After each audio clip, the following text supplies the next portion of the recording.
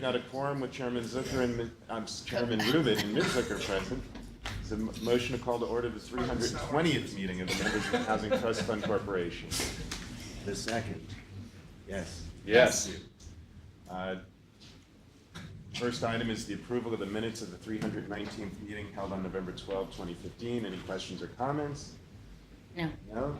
Minutes are deemed approved. We're now going to shoot forward and ask for a motion to call to order the December Governance Committee and Audit Committee meetings. So we have a motion and a second. Thank you. Yes. First item before the Governance Committee is a resolution adopting the Minority and Women Business Enterprise Program Goal Plan for fiscal year 2016 to 17, which was provided under separate cover. Ms. Graham, you want to come up? I don't know if you need to. Well, I'm not gonna, this I one feel is, we've had this discussion. this is not as extensive as the one for the 5 public authorities because the executive agency and HTF have historically met the goals and exceeded the goals. So I'll just run through it real quick for you. Okay. So good morning. You know that today's Goal Plan Submissions Annual Update for 2016 for Housing Trust Fund and DHCR. The goal plans are due January 15th, and you know our task is to analyze the agency's expenditures, identify area of MWB opportunity, work with various departments to create procurement strategies, identify obstacles if there are any, in achieving the overall now 30% goal, and we monitor and report. For the purpose of this report, MWBE activity has been divided into 2 categories, development and procurement. Just want to let you know for the previous fiscal year, the MWBE utilization toward a 20% goal was an overall 29.73, so 30%. So the agencies were already meeting a 30% goal. Okay. Procurement represents a small amount of the agency's budget, and most of the commodities are purchased under the OGS centralized contracts. We will continue to focus on MWBE participation where possible. Development is the portfolio of capital projects, which has realized very good MWBE participation, and I think it's due to the size of the project and the funding levels. Working with the agency's procurement team and program staff, we've projected expenditures for the 2 categories to meet the goals for this fiscal year. The agency's exclusions, where we've not been able to identify MWBEs in these areas listed, as well as the exemptions where there's no opportunity or contracts under $25,000. Our outreach efforts is the same since we're one big team, participating in industry-related events, the creation of the MWBE Corner with useful links for the public, developers, MWBEs, and other agencies. And we participate on the committees for RFPs and RFQs for indirect and subcontracting opportunities. And lastly, the compliance specialist team on the org chart in green represents staff that, It's black and white. oh, why did they do that? It's the team on the right side. Team on the right side. Okay. That's Albany. Okay. All right. Can I ask a question? Sure. So, I don't know if you know this off the top of your head. So the audit for the public benefit corporations, were they able to do any subcontracting to an MWBE firm? Or is that also excluded? Because I didn't see the goal plan. You know, I'm just curious. Because there's an exclusion for the auditor. I wonder The if there was exclusion, also an that was for the exclusion. public authorities. Right, right? no, but there's an exclusion here. I was wondering if there's also an exclusion on the public authorities. Oh, I'd have to get back to you Okay. because I don't have that one here at the This is desk for the with me. independent auditor. We're going to be approving a contract hopefully today for an independent auditor, and that contract will have a 30% MWE. Oh, There you okay. go. Okay. Any other questions? So this won't be excluded anymore? Um, Okay. No other questions? request. That's exactly what we were saying. I said earlier, we're trying to move items from the excluded list. So once that contract's executed, it will come off. Okay. Okay? All right. For the governance committee and the board, is there a motion to adopt the resolution adopting goal plan in a second? So moved. Thank you. No objection. All right. Good job. Resolution's approved. We're now going to move to the audit committee resolution approving a contract with Saks BST Independent Auditor Services. Ms. Mickle? Do you have- Yes, I apologize. So we, went out this past, fall with, an RFP to solicit for a new vendor to, handle our annual fiscal audit that is required by the authority's, budget office. And we received 3, competent bids, and we, after a thorough review of a committee and comparison of costs and the amount of, or the charges they were going to bill us, we selected for the next 5 years to award the contract to Saks BST. They are the current vendor currently holding the contract. They have agreed to adhere to the 30% MWE as was indicated by Lisa Pagnosi just a few seconds ago. And we are coming to present a request to enter into a contract for the next 5 years at a cost of $46,000 per year. Any questions? No questions. So for the audit committee and the board, is there a motion to approve the contract with Saks BST for independent auditor services in a second? Okay, so the resolution is passed. We can now adjourn the governance and audit committee meetings. Do we have a motion and a second to adjourn the committees? So adjourn. Then going back to the main board agenda, item 2, a resolution adopting the budget report. Back to you again, Ms. Mickle. Good morning. In accordance with section 2801 of the Public Authorities Accountability Act, every public benefit corporation is obligated to submit to the ABO through the Paris reporting system the annual budget for the upcoming, well, I guess it's for current year, last year, and then for subsequent years. So this is a very high level budget, obligated to be submitted to the Paris a minimum of 90 days prior to the end or the start of the next fiscal year. So the deadline is January 1st. What you see on the report is last year's, as in fiscal year ending March 31st, 2015, the actuals of our budget at a very high level.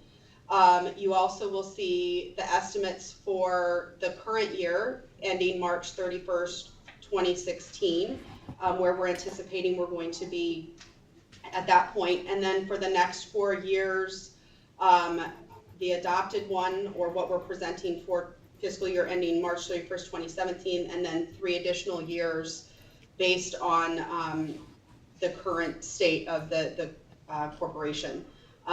In the next couple of months, we're working on a much more detailed budget that will be much more, I think, more useful to the board in providing detail related to budgets related to specific units within the organization. But this, as presented, is the standard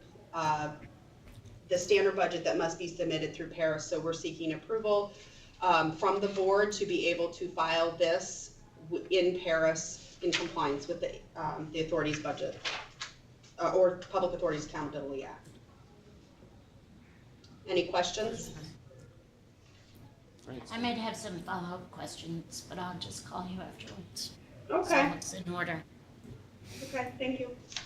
So we have a resolution before the HTFC board to adopt the annual budget. Do we have a motion and a second?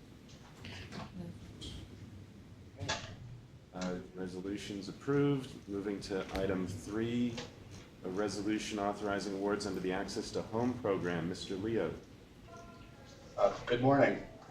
I'm pleased to present to the board a set of 5 program recommendations that comprise the Office of Community Renewal's 2015 Unified LPA Housing Round. Staff worked very hard in processing a large volume of awards throughout the year. All of these programs, the next 5 that I will present, were issued in a NOFA that was published on July 22nd, 2015, totaling roughly $24 million in resources. The first program under consideration is the Access to Home program. The Office of Community Renewal is advancing $900,000 in Access to Home awards for review, consideration, and action by the board. The funding available for this round includes $1 million from the 2015 state appropriation. The Access to Home program provides accessibility improvements to homes occupied by low to moderate income individuals living with disabilities. The agency received 26 applications requesting a total of just over $3.7 million, and again, we had only $1 million available. The agency is advancing 6 awards totaling $900,000. These awards will leverage an additional $400,000 in other public and private resources. The $900,000 in awards will create 53 units of 53 improvements to those living with disabilities, and typically we're looking at making ADA improvements to homes with this program. It's a very good program, very popular, and I seek a resolution authorizing the board to award and enter into regulatory agreements with the Access to Home program applicants that are included in the memo. Are there any questions? I do, too, actually.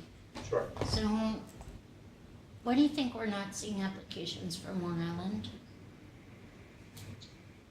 Typically, we see applications from the CDC for these programs. So what's happening with this class of programs, and again, we have Access, and then we have 2 variations of the Access program and Restore. Groups sometimes only apply for 1 or 2 of the groups. They're all somewhat similar in what they do. But historically, we just don't get a lot of applications from groups on Long Island, and when we do, it's either from the Long Island Housing Partnership or the CDC. So they do participate, and they may not have received an award for the Access program. They might have received awards for some of the other programs, but I don't know for sure. If you think there's a bigger issue that we need to discuss, or if there are groups on Long Island that should be participating and are not, we'd be certainly willing to do some targeted outreach. Okay. And then I see that there was $1 million that you could award, but you only allocated 900. Right, so this year, we're working under a directive from our budget shop that part of the allocation was held back for administrative expenses. Okay. No It's further part of the questions. cash plan. Thank you, Stacy. Can I have a motion and a second about the resolution authorizing awards under the Access to Home program? Moved. Okay, resolution approved. Chris, item 4, resolution authorizing awards under the Access to Home for Medicaid program. Okay, so the Office of Community Renewal is advancing $1,375,000 in Access to Home for Medicaid award recommendations for review and consideration by the board. The funds were allocated to OCR from the Department of Health appropriation dedicated to support the needs of Medicaid eligible individuals. This is a variation of the Access program where eligibility is targeted to those who are on Medicaid. We received 11 applications requesting $1.5 million of funds. We have conducted a thorough review of the applications, and we're advancing 10 awards totaling $1,375,000, leveraging roughly another $300,000 in private funds. You'll note here that the demand for the program did not quite meet the total amount available. This is our second round with the program. We were not fully subscribed in either round. We don't exactly know why, and our goal, our plan here is to maybe team up with more supportive service groups and again, to do more outreach to groups that serve the Medicaid populations, and also establishing a closer working relationship with our colleagues at Department of Health to figure out if there's a way that we can fully utilize these funds. So Is this, Chris, I'm sorry, is Yes. this Medicaid money? Is it Medicaid It's dollars? MRT, yeah. Yes, it is. But MRT is not really Medicaid money, Okay. that's savings from Medicaid. So is it Medicaid itself? I think it's the same program that funds the capital. It's part of Medicaid the redesign MRT, right. It was one of the line items in the emergency allocation of funds.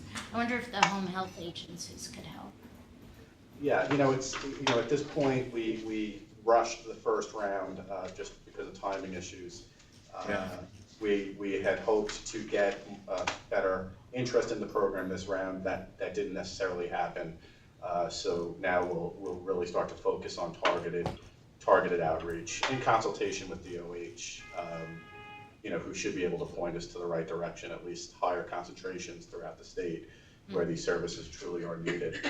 So, there are admin funds associated with all these programs, so I'm not exactly sure why they're not being Yeah. fully utilized. But, This- but yeah. it does No, take go a while usually to get a new program sort of out there so everybody hears about it. Right, and we haven't really had the opportunity, like I said, to fully market and do technical assistance and outreach for the program. Yeah. But I mean, DOH, this is keeping, deinstitutionalization or dehospitalization for these populations is a big priority of the DOH people. They should be able to just tell us 800 groups that would be able to use this money.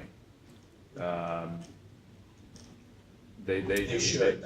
They put it in the budget for a reason, right? Because they thought there was a demand, so you're absolutely right. Yeah, I mean, the demand should Mhm. far outstrip this. So it's it's their fault. They should tell us they should be the experts here.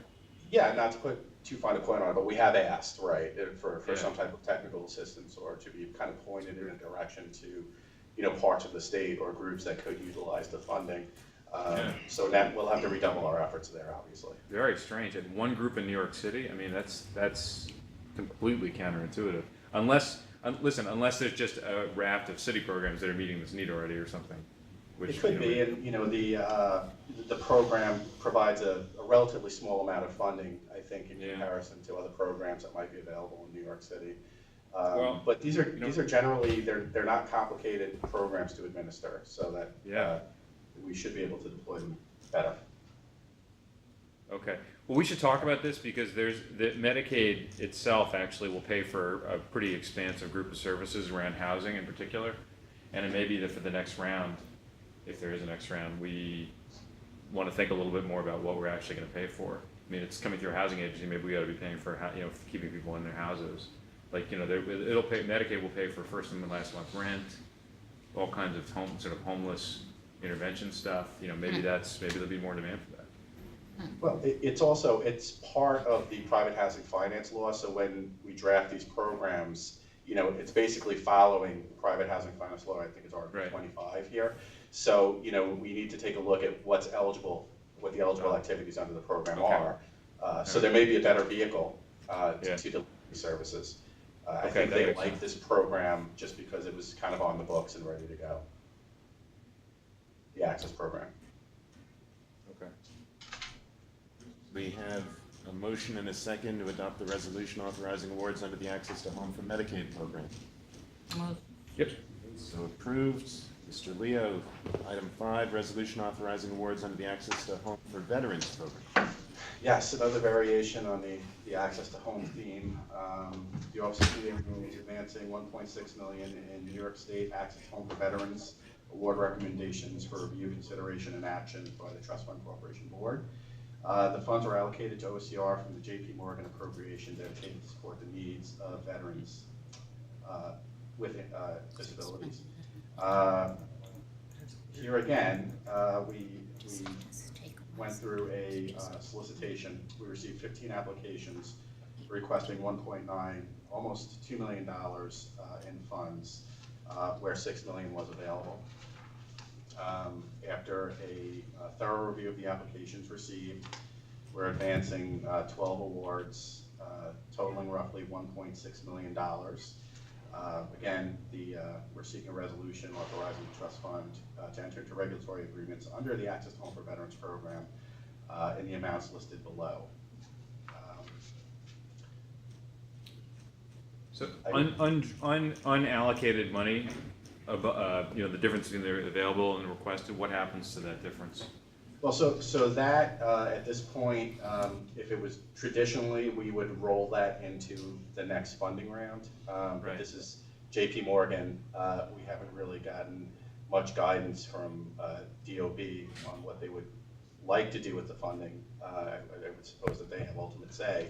But again, here, the program was designed to work under the Access program, which isn't the best vehicle. It's kind of restrictive in how you would qualify a veteran to be eligible for the funds. There had been suggestions in previous years, I think from a senator, that had proposed a program that was a little bit more flexible.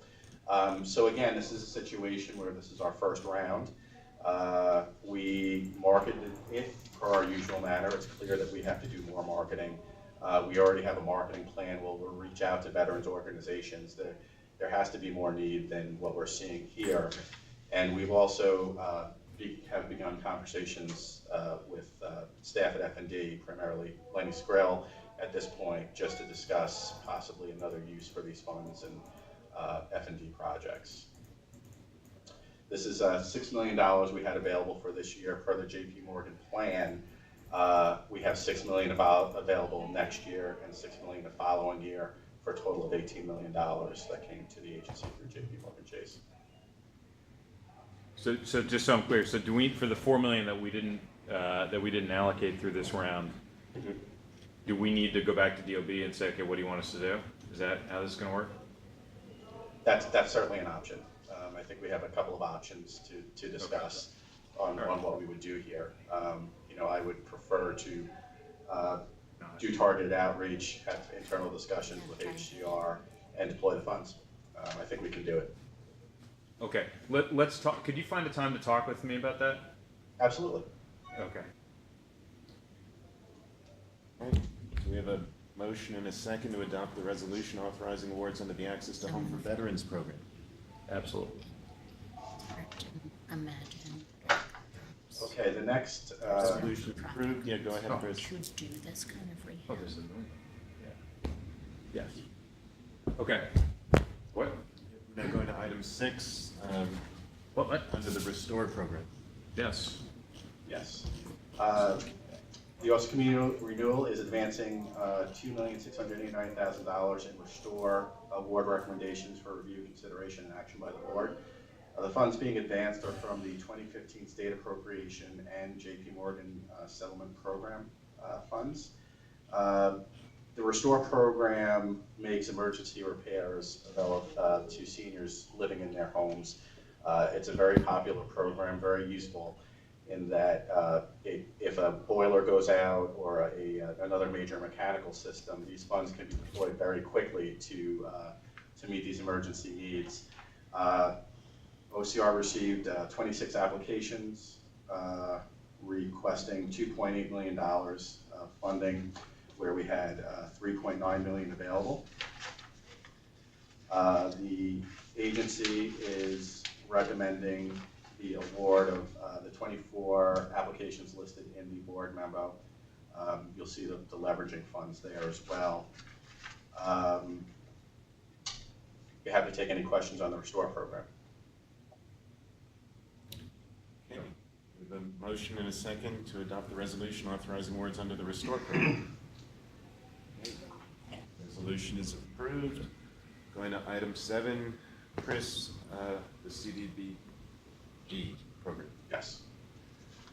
The final resolution from that mega NOFA, I'll call it. The Office of Community Renewal is advancing more than $12 million in New York State Community Development Block Grant Award funds for review and consideration by the board. The funding is from the 2015 HUD CDBG allocation. We received 49 applications for assistance requesting over $21.5 million. We are advancing for funding 24 awards totaling $12,005,412. We're leveraging $19 million in public and private funds proposed with these recommendations. The initial NOFA just stated the availability of $10 million of awards. We were able to award 12, and it's just due to the fact that throughout the year we're constantly recapturing the obligated funds, and when we have an opportunity to put more money out into the field, we do that. So this is a good story. Demand is always strong for this program, and again, it's just going to be a mix of owner-occupied housing rehab, some small-scale rental. We also do manufactured home activities, and we also do some public water and sewer improvements like on-site septic systems for housing in rural areas. I'd be happy to answer any questions in regards to CDBG. We have a motion and a second for the resolution authorizing awards under the Community Development Block Grant Program. Resolution approved. Move to item 8, resolution authorizing award under the Rural and Urban Community Investment Fund Program for Massachusetts Avenue Community Food Resource and Training Center. Mr. Fitzgerald. Good morning. Presented for your consideration is a resolution authorizing Urban Community Investment Fund award of up to $930,000 to the Massachusetts Avenue Project, Inc., MAP, for the new construction of a community service facility and affordable housing unit at 387 Massachusetts Avenue in the city of Buffalo. The project involves new construction of a 12,000 square foot multi-use community food hub located adjacent to MAP's existing urban farm, and is designed to improve access to fresh produce throughout low-income neighborhoods in the city of Buffalo. The new MAP farmhouse building will house a commercial teaching kitchen, a training space and library, increased cold and dry food storage for the MAP urban farm, and a mobile food market. The project will also include office space and 1 unit of affordable housing. This investment complements HCR's existing 2013 award to PUSH, People United for Sustainable Housing, their award for 46 units of scattered site housing, which surround the proposed resource and training center. If there are any questions at this time, I'd be happy to take them. Otherwise, I'd recommend this resolution for your approval. No questions? Okay, do we have a motion and a second?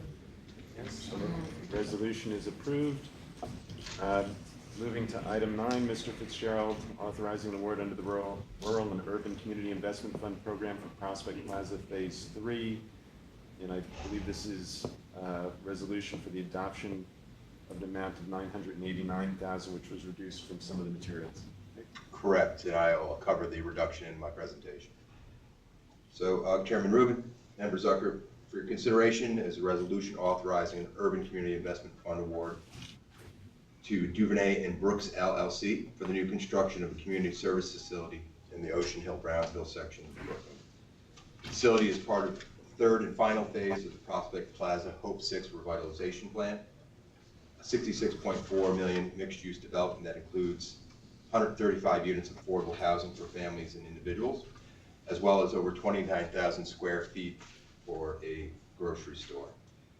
The CIF award will contribute to the financing of a $4.2 million, 10,000 square foot community center located on the ground floor of the 5-story residential development.